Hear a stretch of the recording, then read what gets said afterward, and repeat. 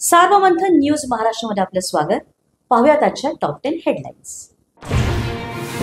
मुंबई, ठाणे, नाशिक, कल्याण, डोंबिवलीत ठाकरे बंधू एकत्र लढणार। संजय राऊतांचे स्पष्ट संकेत। मुंबईत फक्त ठाकरेंची ताकद आणि ठाकरे जिंकणार असाही विश्वास। मोदींचा स्वदेशीचा नारा म्हणजे मोदी काँग्रेसवासी झाले। संजय राऊतांची टीका। मोदींच्या 10 वर्षांमध्ये देश खड्ड्यात गेला आणि धार्मिक देशाला मोदींनी धर्मांध बनवलं असाही आरोप। लाल किल्ल्यावरून पंतप्रधान मोदींचा स्वदेशीचा नारा देत अमेरिकेला इशारा। स्वदेश उत्पादन विकत असल्याचा फलक लावण्याचा व्यापाऱ्यांना आव्हान। अन्न वस्त्रांच्या धमक्याला मिहता भीक घालत नाही। लाल किल्ल्यावरून मोदींचा पाकिस्तानवर हल्लाबोल। सिंधू पाणी वाटप करार एकतर्फी आणि अन्यायकारक, मोदी गरजले।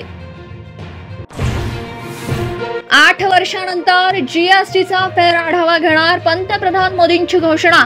दैनंदिन वापराच्या वस्तूंवरचा कर कमी होण्याची शक्यता। कोणकोणत्या सुधारणा होणार याची उत्कंठा।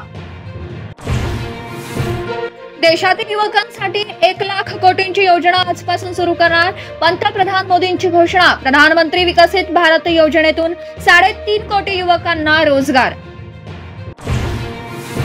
राज्यात 8 ठिकाणी आत्मदहनाचे प्रयत्न, पोलिसांनी हाणून पाडले। मंत्रालयाबाहेर नाशिकच्या औद्योगिक अतिक्रमणाविरोधात आंदोलन। वर्धा, धुळे, बुलढाणा, इंदापूर आणि सोलापूरमध्येही आत्मदहनाचे प्रयत्न। बेस्ट पतपेढी निवडणुकीसाठी भाजपचा पॅनल ठरला। भाजपचा सहकार समृद्ध पॅनल निवडणूक लढणार। आमदार प्रसाद लाड आणि प्रवीण दरेकरांवर विशेष जबाब। शेतकऱ्यांची कर्जमाफी होईल पण सरसकट नाही।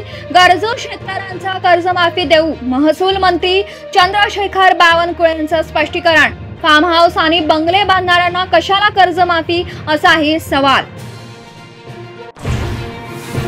पालकमंत्री चंद्रकांत पाटील यांच्या हस्ते शासकीय ध्वजारोहण सोहळा संपन्न।